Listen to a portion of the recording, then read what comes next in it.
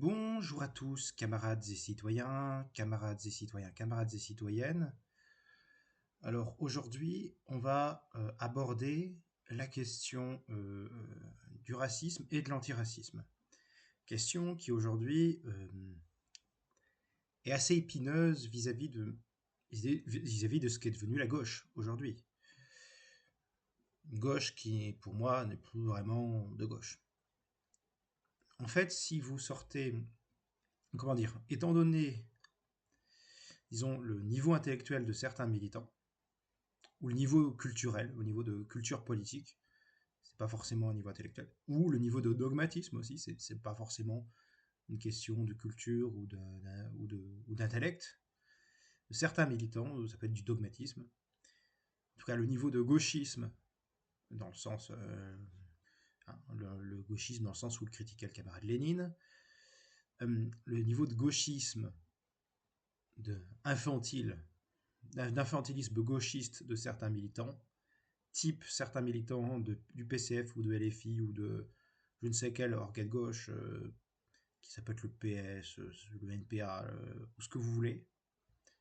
Le niveau de gauchisme est tel dans un certain nombre d'organisations socialistes, communistes, des organisations de gauche, euh, que vous prenez Marx, Jaurès, Marchais, donc Karl Marx, Jean Jaurès, Georges Marchais, vous prenez ce qu'ils ont dit sur la question migratoire.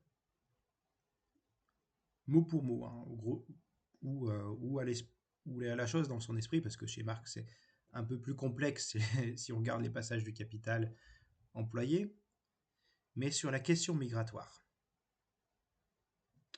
Il y a une critique de l'immigration chez Marx dans le Capital, chez Jaurès dans Pour un socialisme douanier, et chez Georges Marchais qui parle d'immigration de masse, qui parle de lutte contre l'immigration de masse, pour des raisons économiques, pour des raisons de vivre ensemble, pour la question de la cohésion de la classe ouvrière.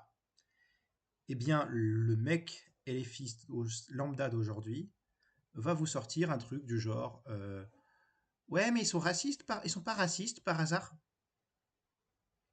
Vous voyez, critique de l'immigration assimilée systématiquement à du racisme. Ça, c'est de la bêtise pure. Toute critique de l'immigration n'est pas raciste. Il peut y en avoir une qui soit raciste, hein, c'est pas impossible. Mais le niveau de culture politique, d'intelligence politique, je dirais, ou d'instruction politique, d'éducation populaire, d'éducation politique, le niveau politique, le niveau de formation politique des militants aujourd'hui est extrêmement médiocre. Extrêmement médiocre. Et il y a réellement besoin d'une formation politique et idéologique sur tout un tas de questions. La question migratoire, la question de l'antiracisme réel en fait partie. Alors tout d'abord, très souvent, ce qu'on appelle antiracisme ne procède pas d'une analyse de classe. Hein, la fonction du racisme, du point de vue dans la société capitaliste, est une fonction de classe, c'est-à-dire diviser entre eux les travailleurs sur la base de leur couleur de peau, de leur ethnie, de ce genre de choses. C'est une fonction de division des exploités. Alors les réactionnaires cherchent à diviser les classes populaires entre elles sur des critères identitaires. Ça peut être des critères racistes, ça peut être le racisme ou d'autres idéologies de ce genre-là. Mais le racisme est une idéologie qui s'attaque à des individus sur la base de leur couleur de peau, de leur ethnie, de leur origine ethnique. Euh, Par conséquent, il faut arrêter de dire n'importe quoi sur le sujet. Il faudra distinguer plusieurs choses. Déjà, la notion de racisme est celle de discrimination. Il faudra distinguer ce qu'on entend par antiracisme aussi. Il y a pas mal de choses qui sont à dire sur le sujet.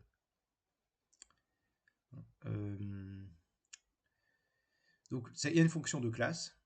dans le racisme, il y a du racisme individuel aussi, avec des gens qui ont des comportements racistes, qui consistent à faire des distinctions morales entre les individus sur la base de leur couleur de peau, voilà, qui peut être raciste à titre individuel.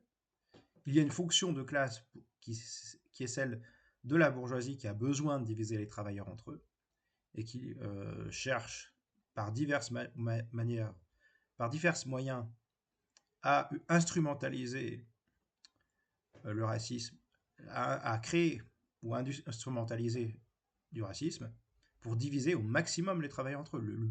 La fonction du racisme est de diviser les prolétaires entre eux. Alors, il n'apparaît pas de nulle part. Donc il y a un racisme individuel, il y a un racisme qui a une fonction de classe. Et j'insiste pour dire que toute discrimination n'est pas raciste. Alors, c'est-à-dire que, par exemple, le sexisme, c'est une discrimination sur la base du sexe de la personne concernée. Par exemple, la misogynie, c'est une discrimination envers les femmes. La misandrie envers les hommes. Enfin, eh bien, pareil, le racisme, c'est une discrimination envers une personne sur la base de son appartenance ethnique, de sa couleur de peau, ce genre de choses, de son origine. Il faut bien le spécifier. Et techniquement, le racisme peut aller dans plusieurs sens à la fois. C'est-à-dire ça peut aller très bien dans le sens d'une catégorie ou d'une autre. Souvent, les personnes qui se disent antiracistes vous parlent des gens selon le fait qu'ils seraient, grosso modo, noirs ou arabes. Il y a du racisme envers les noirs et les arabes. Il peut y avoir du racisme théoriquement envers n'importe quelle catégorie ethnique. Il peut y avoir du racisme anti-chinois, anti-russe, anti-blanc, tant qu'à faire. Il peut y en avoir envers toutes sortes d'individus. Et en fait, il faut avoir un prisme de classe pour comprendre que ces formes de racisme-là sont complémentaires et servent la bourgeoisie. La bourgeoisie n'a pas de sexe ou de race. La bourgeoisie, elle n'a pas de sexe ou de couleur de peau. Hein, bon, évidemment, la race n'existe pas, c'est une création idéologique. Il y a une humanité. Mais la catégorie raciale, ça fait partie de l'idéologie raciste. Eh bien, je disais du coup,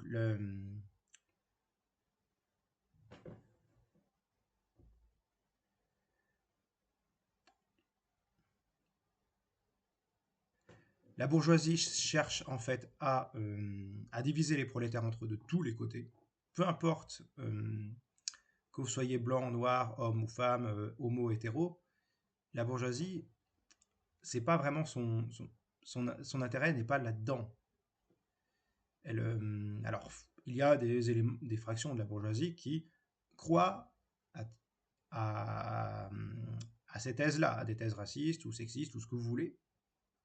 Un bourgeois aussi, il y a aussi des bourgeois individuels, il y a aussi des groupes de bourgeois, mais la bourgeoisie, ce qui l'intéresse avant tout, c'est de sauvegarder ses intérêts de classe. Et elle a tout intérêt à faire en sorte que les prolos se divisent entre eux. Pourquoi j'insiste sur la distinction entre discrimination et racisme? Pourquoi ça a tant d'importance politique? Parce qu'il y a des sophismes en politique. Il y a des sophismes grossiers. Et je vais vous expliquer pourquoi. Quand on parle de l'antiracisme, il y a, on va dire, deux écoles, entre guillemets.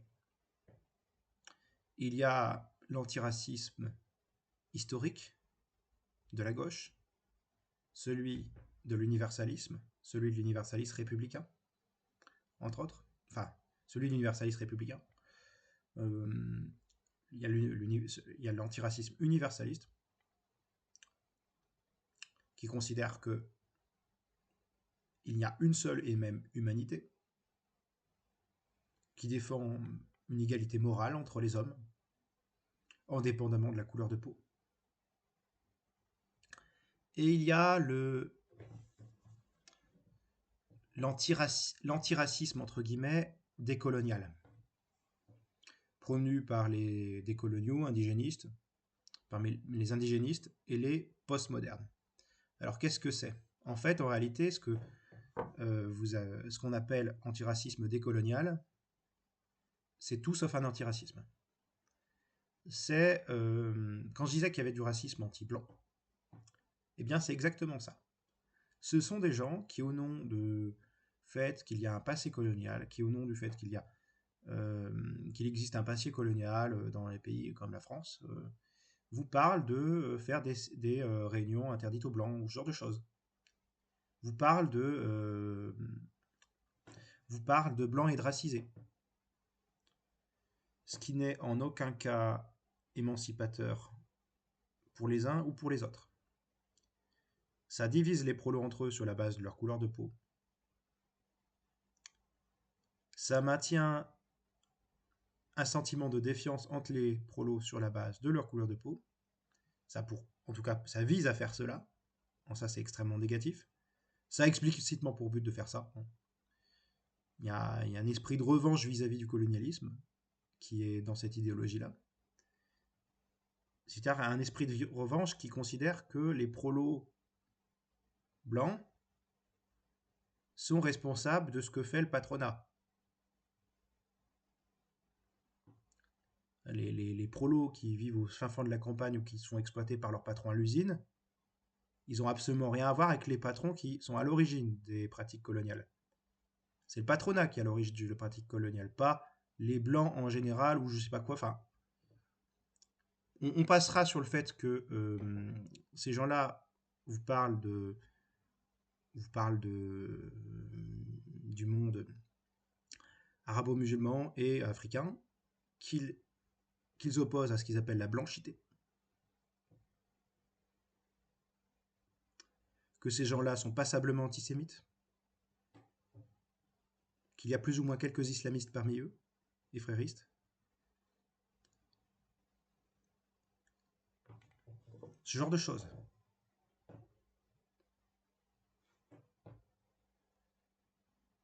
Que ces gens-là ont des propos extrêmement problématiques sur tout un tas de sujets.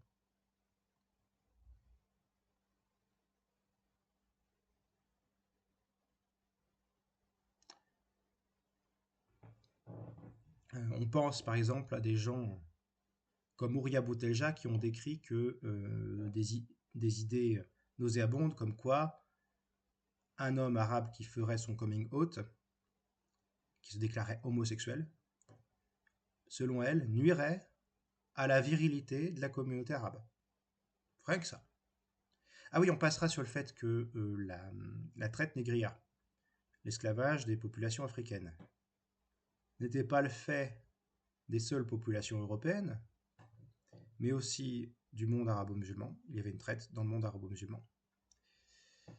Il y avait aussi une traite intra-africaine avec des royaumes entièrement fondés sur l'esclavage. Fondés sur l'esclavage parce qu'il n'y a pas deux peuples africains unis. Non, c'est son affaire à des tribus qui considèrent que qu'il est leur profit de vendre leurs voisins comme esclaves, le font. Ce qui se faisait dans les sociétés antiques, dans les pays européens, méditerranéens. Il y a, en fait, vouloir accuser une fraction de l'humanité comme plus esclavagiste que l'autre est, du point de vue de l'histoire, complètement ridicule. Parce que quasiment toutes les sociétés humaines ont pratiqué cette chose horrible qu'est l'esclavage. À un moment donné de leur histoire.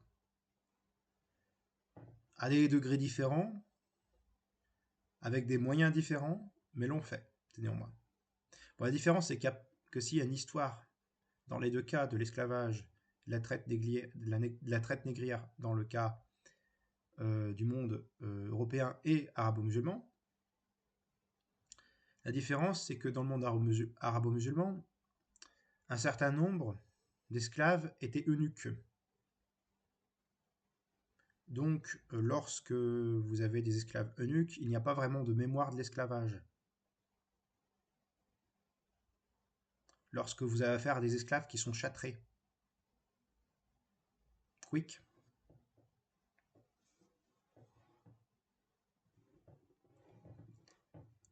Donc, on a affaire à cette idéologie-là revancharde vis-à-vis du monde occidental euh, pour des raisons identitaires.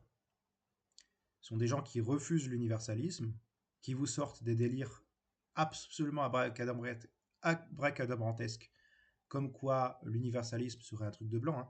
L'universalisme, c'est le truc, c'est le principe au nom duquel la République française a, durant la Première République, établi l'idée qu'il fallait abolir l'esclavage. Et elle a voulu le décréter. Elle a décrété, bon, après ça a été remis en place par Napoléon pour faire plaisir aux sucriers, parce qu'il y avait une bourgeoisie sucrière. Voilà. Mais voilà. Et d'ailleurs, par ailleurs, enfin, ils vous sortent parfois, des coloniaux vous sortent, les indigénistes vous sortent des trucs du type l'universalisme, un truc de blanc ou d'occidentaux. Alors, il y a un truc, c'est que l'universalisme, c'est pas seulement un truc d'européen, c'est aussi un truc de chinois. Un certain philosophe chinois du nom de Mo Tse avait défendu des conceptions qui relevaient de l'universalisme moral, qui relevaient de principes d'égalité morale entre les êtres humains, et s'opposait en cela à Confucius. Est-ce qu'on pourrait l'accuser d'être un suprémaciste blanc comme le font les occidentalistes, comme le font les indigénistes décoloniaux, les trucs, ce genre de délire-là? Non. Et en réalité, ce qu'on appelle indigénistes décoloniaux, enfin, tout ce qu'on appelle antiracistes, lorsqu'on a affaire à des indigénistes décoloniaux, ce sont des gens qui prônent un racialisme. Alors, je disais indigénistes et postmodernes. Alors, ce sont des gens qui ne s'aiment pas forcément parce que bon, le monde des indigénistes n'est pas forcément très pro-LGBTQIA, machin truc.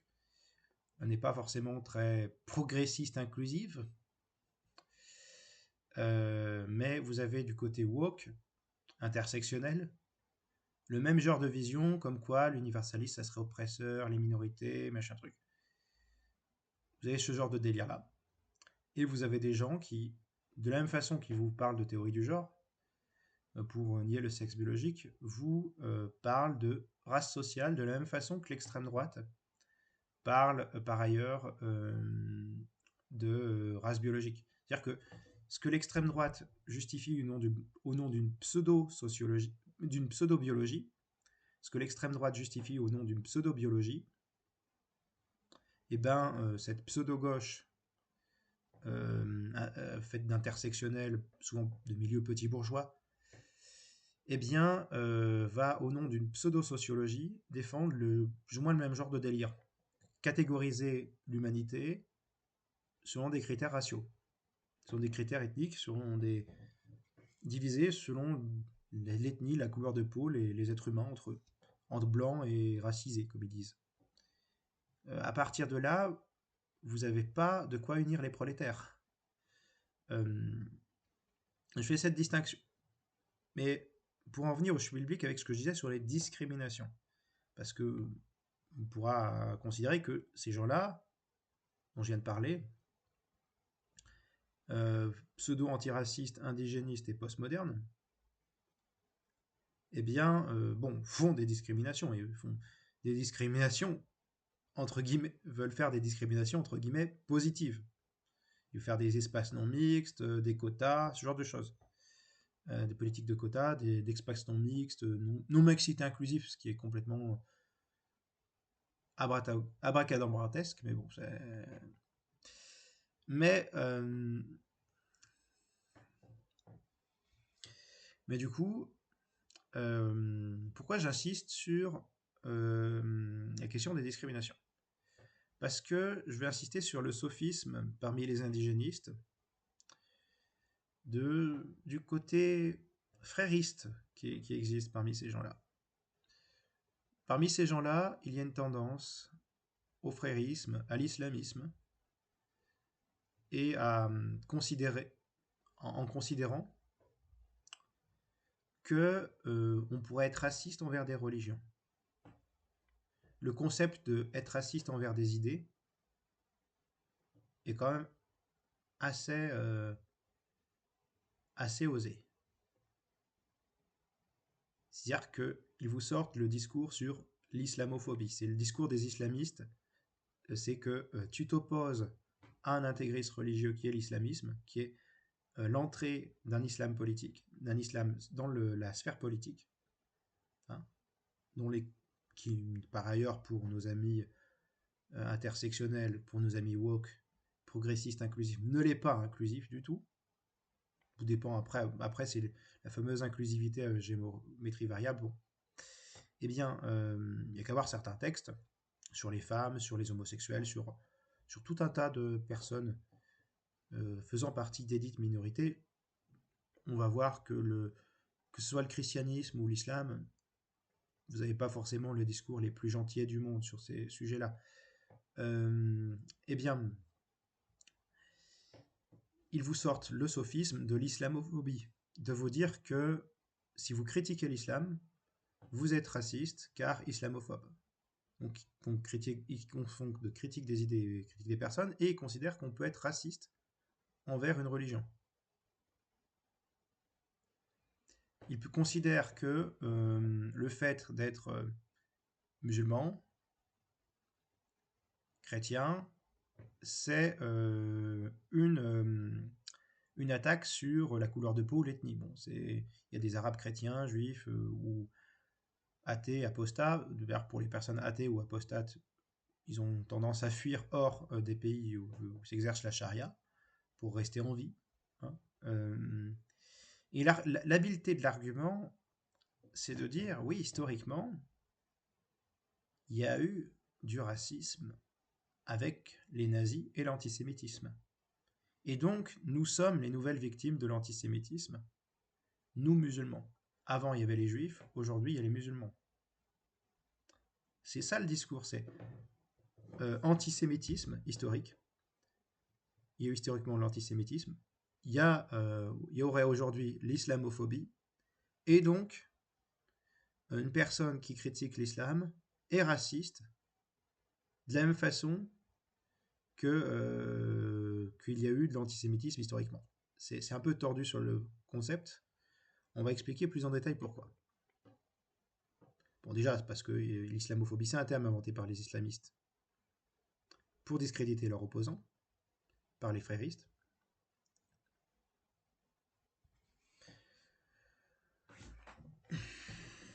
Ensuite, pour d'autres raisons.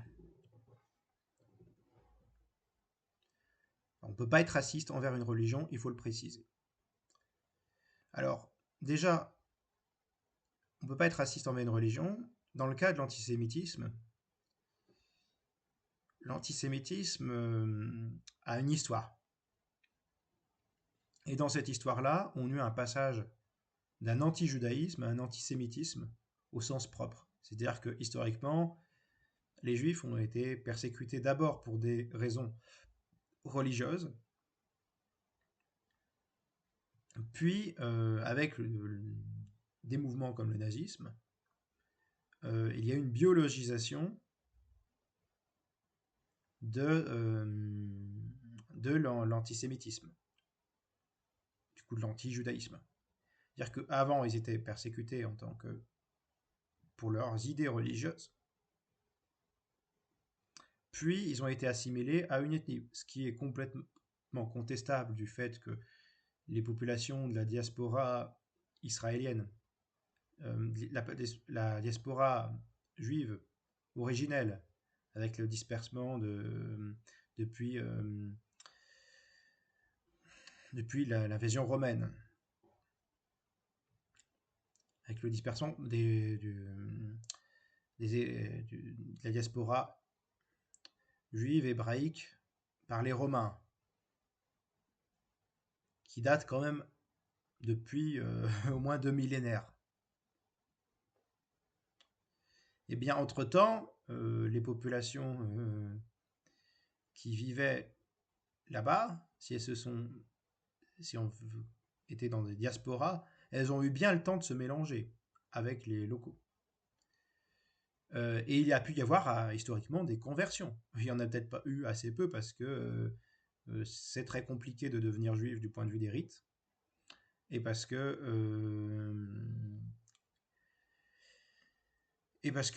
voilà, faut vouloir du point de vue des rites.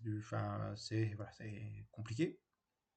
Et parce que ils étaient quand même un peu persécutés historiquement, donc il n'y avait pas grand intérêt à aller chercher une religion spécifiquement qui pouvait être dangereuse pour les ou être synonyme de statut. Enfin, ça dépend de quelle époque on parle. Si on parle du haut ou du bas Moyen Âge, c'est pas du tout la même chose. Voilà. C'est plutôt la fin du Moyen Âge, début de la Renaissance, qu'on peut parler d'un antisémitisme un peu plus affirmé. Et c'est au XIXe siècle qu'il y a eu qu'une idéologie raciste, l'antisémitisme moderne, a considéré, au XIXe, XXe, avec le racisme moderne du XIXe, puis le nazisme et les mouvements similaires, qu'il y a eu un antisémitisme au sens racial du terme, au sens raciste du terme, où on a artificiellement considéré que c'était pour des raisons ethniques. Enfin, comme les juifs sont pas nombreux, il y a eu d'avoir des mélanges parce que au cours des siècles, parce que quand même, pour que ça tienne sur plusieurs millénaires, sur un groupe de population réduit, du point de vue d'éviter la consanguinité, un groupe humain restreint, s'il ne se mélange pas avec les populations locales, il y a des graves risques de consanguinité. Et voilà, donc il y a eu nécessairement des brachages avec les populations locales. Et donc, ce qui fait que c'est assez ridicule de considérer qu'il y a un quelconque appartenance ethnique qui créerait un peuple juif d'un point de vue ethnique. Non, c'est une religion. C'est juste une religion. Très difficile à pratiquer et très difficile pour la conversion et la pratique. Mais voilà, il faut bien le préciser parce que c'est de cela qui relève le sophisme. C'est-à-dire que le judaïsme, c'est une religion, point barre. Pas une ethnie, pas un groupe de population, voilà, qualifiable par une ethnie, comme l'islam, comme le christianisme, avec des pratiques alimentaires particulièrement compliquées, de ce que j'ai cru comprendre. Ce genre de choses, hein, pas mettre de lait d'agneau dans le lait de sa mère, ce genre de choses un peu complexes, des nombres de règles. Voilà. Mais l'antisémitisme, historiquement, ça a été d'abord un anti-judaïsme lié au christianisme et à l'islam qui ont persécuté les juifs créant des statuts particuliers, infériorisant les populations n'appartenant pas à la religion majoritaire, en créant des ghettos, hein, le terme est italien à la base, en créant des ghettos, voilà, ce genre de choses. Donc d'abord, c'est un antisémitisme religieux qui est devenu raciste. Voilà, donc il y a une histoire particulière à l'antisémitisme, c'est ça qu'il faut dire. Et c'est en ça que le sophisme de l'islamophobie est particulièrement habile, c'est qu'il cherche à dire que empêcher la critique d'une religion en assimilant celle-ci à du racisme, la critique d'une religion à du racisme, en assimilant du coup, par le biais de ce truchement-là qu'est l'antisémitisme, en associant la critique de l'islam à du racisme, en faisant l'analogie avec le judaïsme et l'antisémitisme. C'est assez habile en termes de malhonnêteté intellectuelle, mais ça a son effet d'essayer de déstabiliser d'un point de vue moral toute critique de la dite religion. Voilà.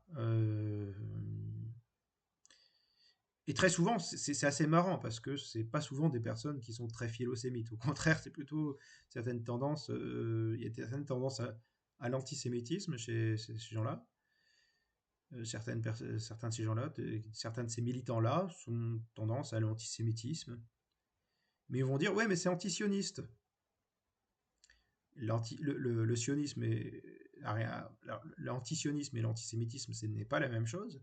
L'antisionisme, c'est l'opposition à l'État d'Israël. L'antisémitisme, c'est la haine du juif. Ou du sémite, si on prend le terme dans son étymologie stricto sensus. Et or, bon, tous les juifs ne sont pas pro-israéliens ou israéliens. Et tous les Israéliens ne sont pas pour leur gouvernement. Voilà, c'est... Mais voilà, c'est... Donc l'arnaque est là. Hein, l'arnaque est là. L'arnaque, c'est de vouloir empêcher la critique de l'islam en l'assimilant à du racisme. Critique de l'islam qui est nécessaire, comme toute critique de la religion, par ailleurs. Hein, la religion est l'opium du peuple, que ce soit le christianisme, le judaïsme, l'islam, le bouddhisme, n'importe quoi en isme, dès lors qu'il y a religiosité, dès lors qu'il y a idéalisme, et dès lors qu'il y a institution religieuse avec clergé, ou appel à la croisade, ou appel à l'aumône, ou ce genre de choses, ou promesse d'un paradis après la mort en échange d'un sacrifice de soi au nom de la foi, des ritualisme excessif, ce genre de choses. Dès lors qu'il y a toutes les caractéristiques religieuses, il s'agit d'en faire la critique. Quand on est communiste, on se souvient que les islamistes ont tué les communistes en Iran. Et qu'on doit être très vigilant vis-à-vis de l'islamisme. Et ce n'est pas on ne peut pas au nom de l'antiracisme se dire que neutraliser toute critique de l'islam et de l'islamisme. Alors, l'islam et l'islamisme, c'est pas la même chose. Il y a des gens qui sont musulmans et comme il y a des gens qui sont chrétiens ou juifs, tout ce que vous voulez, qui pratiquent leur religion sans en faire une idéologie politique. Mais dès lors que vous avez des gens qui militent pour un État théocratique, vous essayez de voir que les conséquences, il faut quand même se rendre compte que les conséquences sont extrêmement dangereuses. Extrêmement dangereuses. On sait très bien que la religion, que ce soit le christianisme, l'islam, ce que vous voulez, son effet dans l'histoire, ça a été toute une série de catastrophes, de savants persécutés, de femmes infériorisées,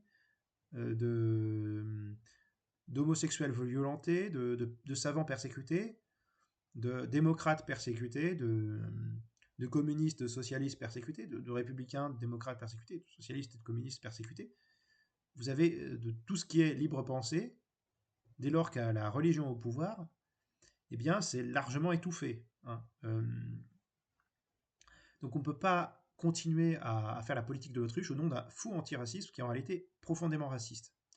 Et paternaliste par l'occasion. Enfin, quand vous avez un petit bourgeois qui acquiesce à cette thèse-là, je rappelle ce qu'est la Fondation Terra Nova. C'est parce que les petits bourgeois qui veulent se faire élire, les petits bourgeois de la social-démocratie qui veulent se faire élire, ne veulent plus compter sur la classe ouvrière qui ne vote plus pour eux, mais vont essayer d'agglomérer toutes les minorités possibles pour en faire un électorat. Ils en font absolument rien à foutre. Mais ils vont continuer dans ce mensonge de se prétendre antiracistes tout en étant ultra-paternaliste envers les catégories qu'ils prétendent protéger, ou défendre, ou ce que vous voulez. Enfin, mais il y a quand même un côté infériorisation des gens qu'on protège. Voilà. Il y a un jeu assez malsain dans ce faux antiracisme qui consiste à séparer blanc et racisé, ce genre de choses. Ça me paraît assez malsain, ce genre de choses. Donc voilà, il y a ça. Et il y a une autre chose, c'est que nos chers islamistes aiment beaucoup parler de racisme systémique et de racisme d'État, pour un peu exciter les passions de la gauche autour de toute, de toute opposition aux islamistes, par exemple, au risque pour étouffer toute critique du communautarisme, pour étouffer toute opposition aux islamistes. Ils aiment bien dire qu'ils sont persécutés, machin truc. Et donc, ils vont invoquer l'argument du racisme d'État, cumulé à celui de l'islamophobie. Ils vous parleront aussi de racisme systémique. Alors, il y a plusieurs choses à dire. Le racisme systémique. Bon, le racisme individuel, on voit ce que c'est. Le racisme en tant qu'idéologie de classe, on voit ce que c'est. On pourrait dire qu'il est systémique si on envisageait que culturellement, il y a une volonté de diffuser une idéologie raciste. Mais voilà, racisme prégnant du coup, enfin, ce genre de choses, bon. Mais il y a des individus qui le sont, qui adhèrent à cette idéologie du coup. Mais du coup, il faudrait essayer de comprendre ce qu'il raconte là par là, parce que la différence entre un système et une structure,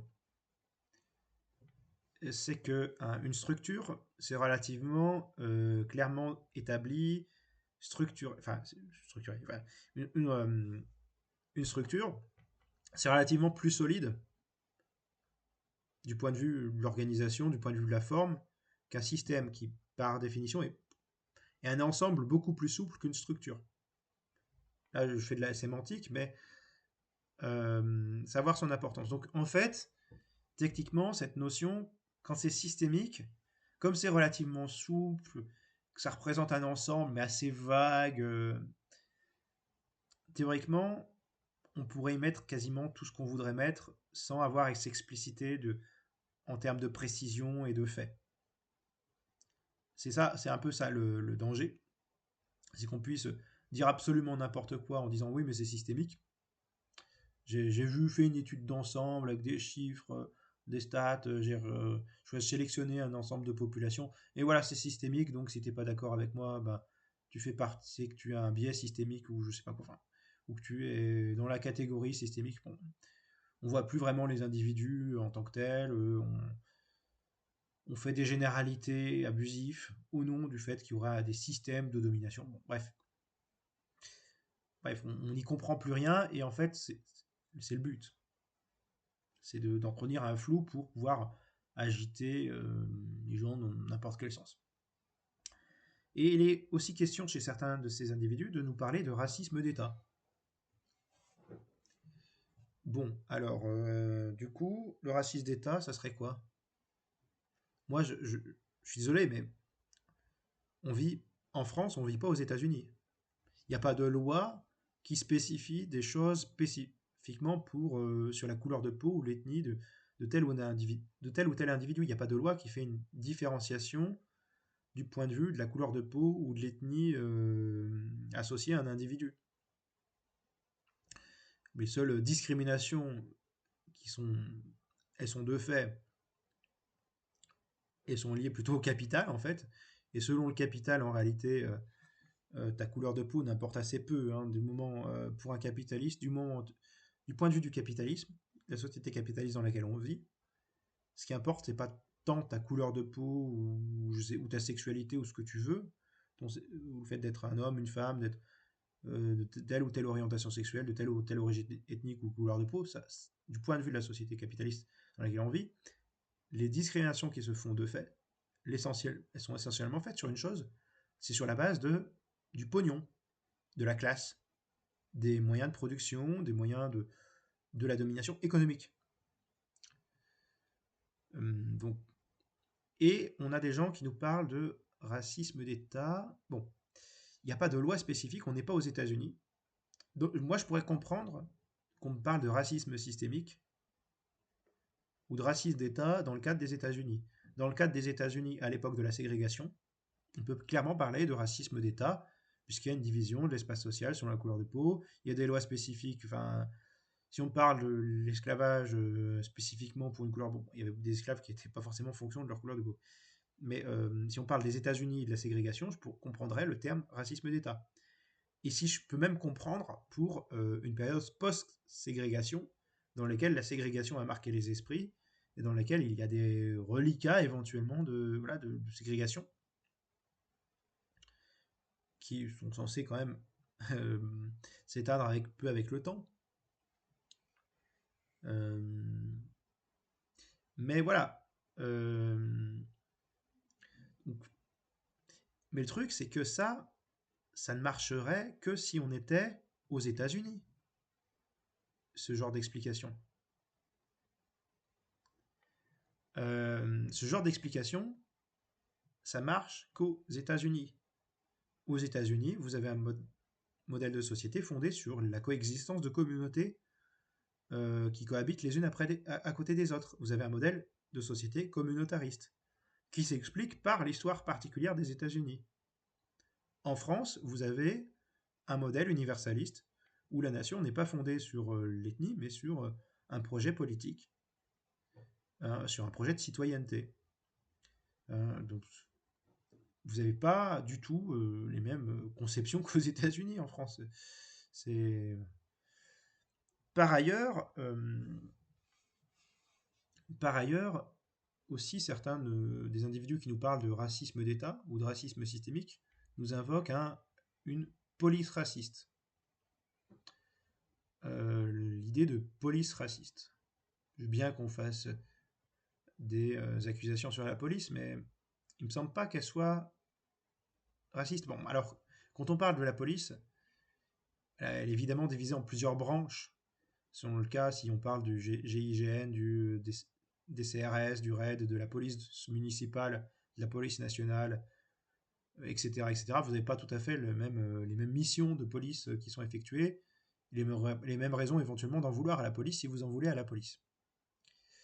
Mais il ne me semble pas qu'il y ait des lois qui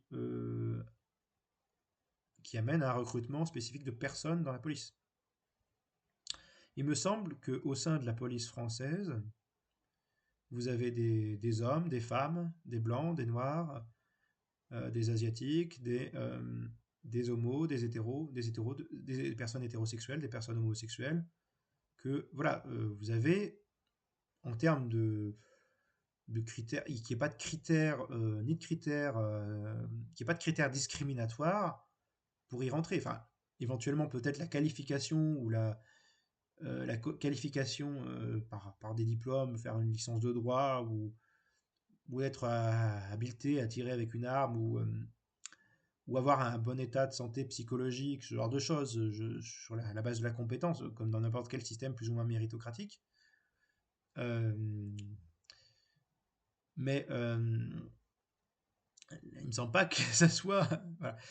Enfin, alors, je pourrais comprendre qu'il y ait la confusion avec l'existence de syndicats d'extrême droite dans la police, comme, le, comme le syndicat policier Alliance. Je serais d'accord avec certains de ceux qui nous parlent de police raciste, entre guillemets, s'ils veulent la dissolution de syndicats policiers d'extrême droite tels que Alliance. Voilà, des syndicats avec des fans d'Éric Zemmour, ce genre de choses, bon, c'est évidemment, je serais d'accord avec eux, que des syndicats, peut-être même pire, il faille les dissoudre. Et que voilà, ce n'est pas acceptable aussi, ou que des policiers qu'il y ait des violences policières, qu'il y ait des coups de flash-vol tirés dans les yeux des gilets jaunes, par exemple, que c'est honteux, certaines violences policières. Néanmoins, il faut une police, il faut la réformer, et elle est certainement pas raciste.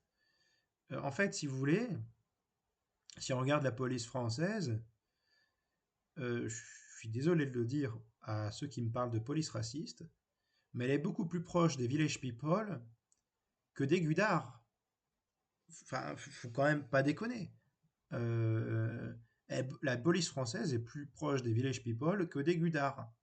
Hein, c'est pas croire qu'un métier en soi est porteur d'une idéologie ou d'un comportement spécifique, c'est complètement abusif. Et vous avez des gens qui, au nom d'une lutte antiraciste, vous mettent à tenir des propos quasiment anarchistes ou carrément anarchistes, ou alors vous avez un mélange un peu d'anarchistes et d'islamistes, parce qu'il faut bien des idiots utiles pour les islamistes, et les anards en sont. Dès lors que vous avez des ennemis, des gens qui sont très anti-républicains, des gens qui sont ouvertement des ennemis de la République, vous faites le jeu de gens extrêmement dangereux, de fascistes, d'islamistes, de cathotradis, de tous les réactionnaires, de libéraux qui veulent démanteler l'État pour le remplacer par des grandes entreprises qui se chargeront de tous les secteurs d'activité que les entreprises aimeraient bien piquer à l'État. C'est-à-dire que si les anards qui me disent que le monde serait mieux sans l'État, les capitalistes seraient contents de se charger de la justice, de se charger de privatiser la santé, de privatiser l'éducation. Voilà. Si ça leur coûte trop, ils seraient contents de le confier à l'État, mais si ça peut leur apporter, et s'ils peuvent formater et et pouvoir endoctriner la population dans le sens d'un ultra-capitalisme et d'une servitude totale du salariat au patronat, ils le feraient. Voilà. Du coup, voilà. Donc voilà, je tiens à ce que l'on considère qu'il faille défendre un véritable antiracisme, c'est-à-dire un antiracisme universaliste, une vision de classe qui consiste à considérer qu'il n'y a pas que le racisme ne vient pas de nulle part, il vient aussi de l'intérêt de la bourgeoisie de diviser le prolétariat, qu'il faut arrêter d'utiliser l'argument de l'antiracisme pour cesser d'être laïque, et que toute critique de l'immigration n'est pas raciste. Étant donné que des gens comme Marx, Jaurès ou Marchais, qui ne sont pas difficilement qualifiables de membres du Ku Klux Klan, seraient des racistes. C'est ridicule. À partir d'un moment, faut être sérieux.